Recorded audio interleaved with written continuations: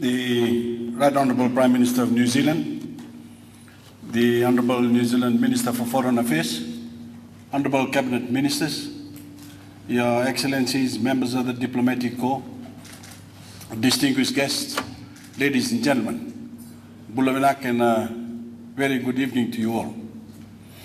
Your Excellencies, any visit to Fiji by a New Zealand leader is always going to be an important occasion, but never more so than yours, Mr. Prime Minister, at a time when our official relationship is being reinvigorated and redefined after a period of estrangement. I intend to work with you to strengthen the relationship, to match the friendship that has always existed between our peoples.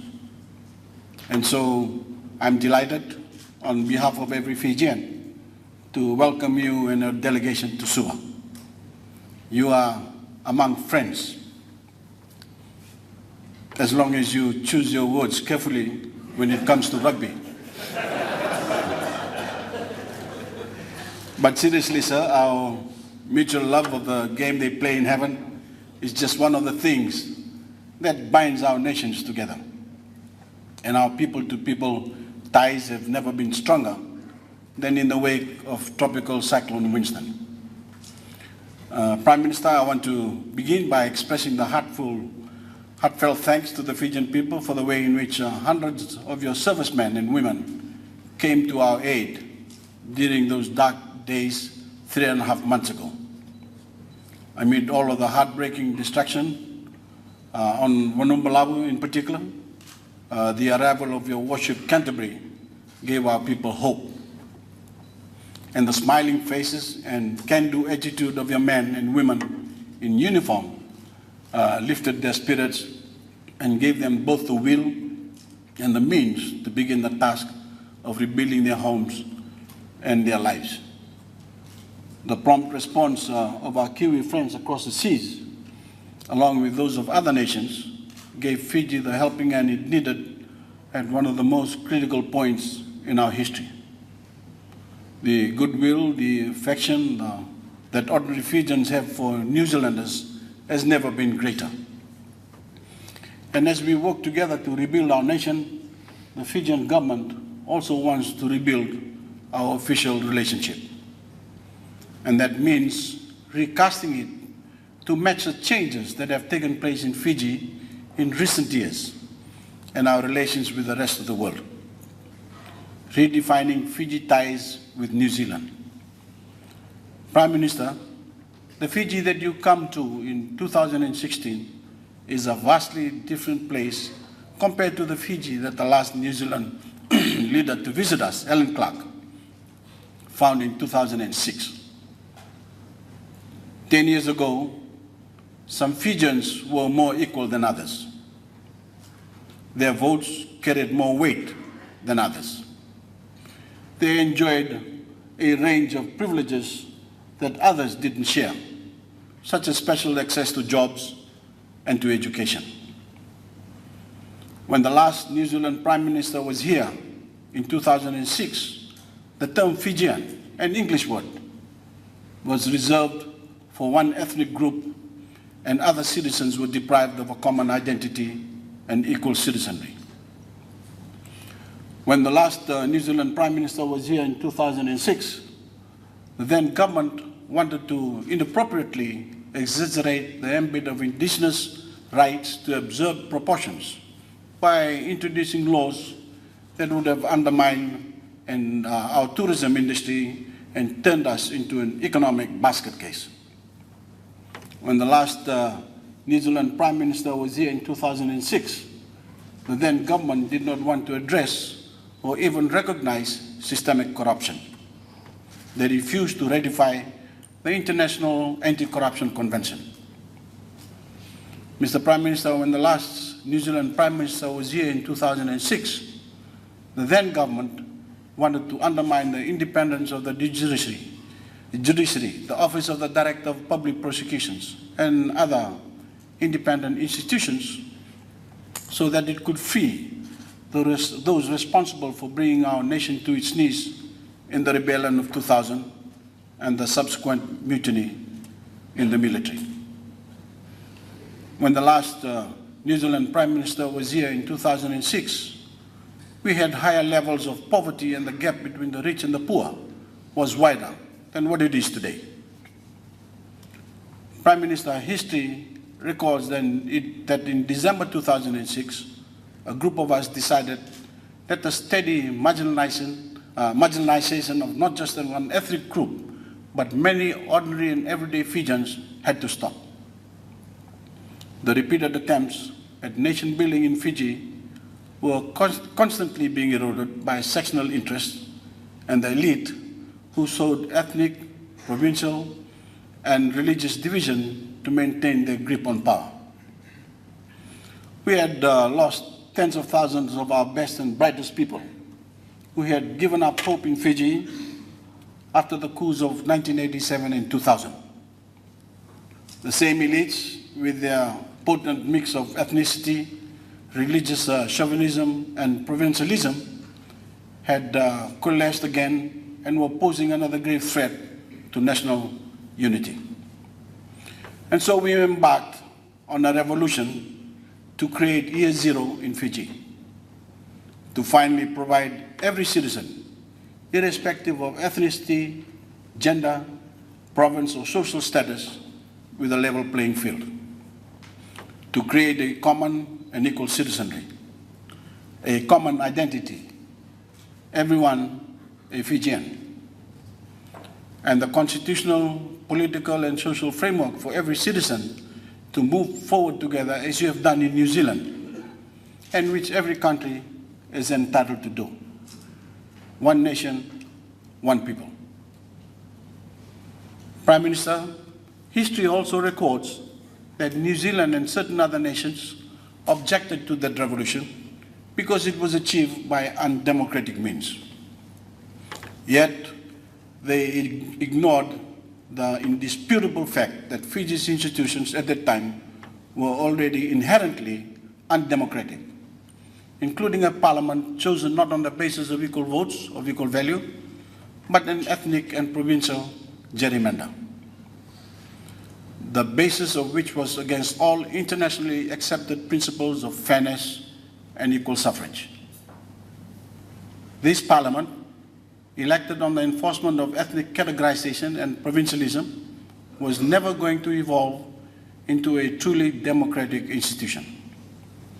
And only by decisive and radical action, a revolution, could equal opportunity be finally achieved and the national compass reset. The introduction of a genuine democracy, not the sham democracy that existed in Fiji at that time. Prime Minister, the rest is also history. We introduced a constitution that for the first time established a common and equal citizenry, guaranteed equal opportunity under the law, and provided every Fijian with an unprecedented array of social and economic rights. And then on the basis of that constitution, we fulfilled our promise to return Fiji to parliamentary rule. True democracy. At a national election in September 2014, that was also the first in Fijian history to be conducted on the basis of equal votes of equal value. Prime Minister, on the basis of that vote, endorsed as credible and free by an observer group of 20 nations, the Fiji First Party, that I lead, gained just under 60% of the vote. And it is on that basis that I stand before you tonight. Not as a coup maker or dictator, as some in your country would still have it, but as a popularly elected, freely chosen leader of Fiji. Our revolution, our constitution, and our political movement all having gained the endorsement of the Fijian people in an act of free will. Prime Minister, I say all this because there appears to be a substantial body of opinion in New Zealand, led by your generally hostile media, that what has happened in Fiji somehow lacks legitimacy. That somehow I lack legitimacy. and my government lacks legitimacy. This is simply not borne out by the facts. We have moved on, but it would appear that the New Zealand media has not. By finally creating an electoral system based on equal votes of equal value, democracy in Fiji has never been stronger. And permit me to confront head-on any suggestion that the events in our parliament last week indicate otherwise. Prime Minister, no parliament in the world, no government in the world can tolerate attempts to create ethnic discord, so ethnic hatred. The sad fact is that one of our MPs did precisely that last week when she falsely stated on the floor of the House that our education minister had made a reference to dumb natives. It was a concoction, a lie. And it was clearly aimed at smearing an Indo-Fijian minister with an outrageous falsehood that he had cast aspersions on the intellectual ability of our indigenous people. It would not have been tolerated in the New Zealand Parliament. Indeed, no one in your Parliament would have said such hateful, divisive, and inflammatory words, let alone attributed them to someone who had never uttered those words. Well, we did not tolerate it either. The stakes in Fiji are arguably much higher given our history, because the entire stability of our nation, its prosperity and direction and economic well-being requires zero tolerance for any attempt to again sow ethnic and communal discord. For decades, we have been held hostage in Fiji to such attitudes. Our national development has been retarded. Tens of thousands of our people have been forced to find new homes elsewhere, including New Zealand. They left in many instances because they were not given jobs or positions simply because they did not belong to the right group. Many innocent people have also been beaten or had their homes invaded. Our capital city was looted and burned. Mr. Prime Minister, we cannot allow this to ever happen again. So in common with countries such as New Zealand and Australia, we will not tolerate any attempt to divide us along ethnic or religious lines. We will not allow anyone to incite hatred against any person on the basis of ethnicity or religion. Though a harsh penalty was recommended by our Parliamentary Privileges Committee last week and then endorsed by Parliament, and rightly so, because in Fiji, Mr. Prime Minister, the stakes are too high to be lenient, and we make no apology for it. Prime Minister, let me also confront head-on the issue of media freedom, and more particularly, the right of access to Fiji by certain of your journalists. No one who reports on events in Fiji fairly and in a balanced manner is excluded. Any journalist is free to criticize my government or me in an opinion piece or report criticism made by others in their news stories. But we cannot allow the willful propagation of false information that damages the national interest and undermines our vulnerable economy. And that is what has happened in the case of certain New Zealand journalists and others from Australia. Incidentally, no journalist from any other country has been banned from Fiji. New Zealand television ran footage of tanks in the streets of Suva when our military does not own any tanks. They had been interposed from other sources. A claim was made that Fijian children were starving and were eating grass. These are bad examples of willful bias and misreporting. As a great British newspaper once said, comment is free, but facts are sacred. Yet certain journalists in New Zealand and Australia, along with certain journalists in Fiji, think nothing of dispensing with the facts if they get in the way of the politically weighted narrative they want to tell. And we are saying to the news organization that employ them, send someone else. Someone who respects the facts and the rights of the people to know the truth, not some twisted concoction. So I'm coming to our talks tomorrow in a genuine spirit of engagement, of letting bygones be bygones and setting our relationship and that of our nations on a new course. You have said what has happened in the past is ancient history, and you are looking for a more positive engagement yourself. It is a sentiment I welcome, because Fiji and New Zealand have had far too long a friendship, and we are far too close geographically to allow this opportunity to pass. Friends can also say things to each other that others can't. So I hope you will excuse me if I close by saying this. For all our closeness at a people-to-people level, Fiji seeks a new political relationship with New Zealand that is more equal, more rooted in mutual respect, more understanding on New Zealand's part of our own priorities, whether it is on the trade front with the PESA Plus negotiations, or our desire to reform our regional architecture to give Pacific Islanders a bigger voice. The strains and irritants that have marked our political relationship in recent years are a textbook lesson on how not to conduct friendly relations between neighboring governments. They must be replaced by genuine cooperation and understanding. And I ask you, sir, and your government to work with us to create a better framework in which to conduct our affairs. Less prescriptive, more consultative. More understanding of the challenges we face. Your Excellency, we are not New Zealand. We have different challenges and priorities. We are not the New Zealand democracy, evolved and robust. We are the Fijian democracy, finely genuine, yet still in its relative infancy, with institutions that need to be strengthened. And we are not the New Zealand economy.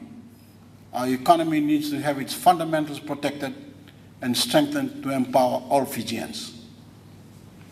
I appeal to you, sir, to work with us to build those institutions, strengthen our democracy with us to improve the lives of Fijians and other Pacific Islands.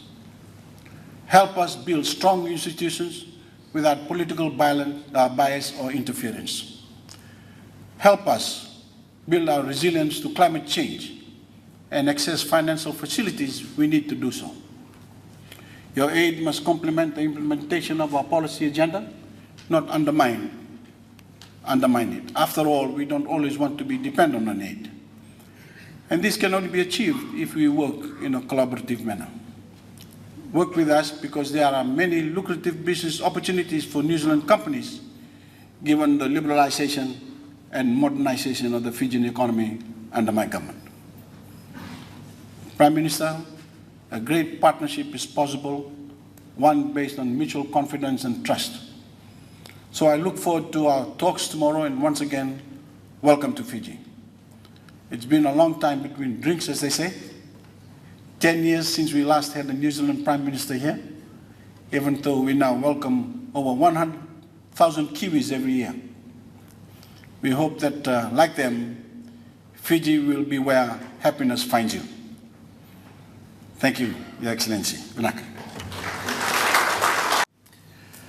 Bula Vanaka, kia ora, and good evening.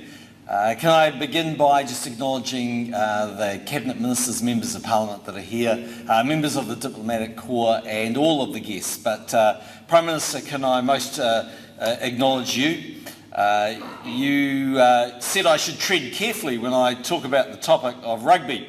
But I can't help but notice that you are wearing a silver fern on your breast, and that indicates to me that you, when you are not supporting Fiji, are clearly an All Blacks supporter. And so when I go and watch the All Blacks play Wales on Saturday night, I will bring them your very best wishes and regards. Can I also wish the Fijian team the very best when they play Tonga in the weekend? And can I ask your Sevens team to go lightly on us at the Rio Olympics, because we'd very much like to win the gold medal and not have a repeat of what happened at the World Cup recently.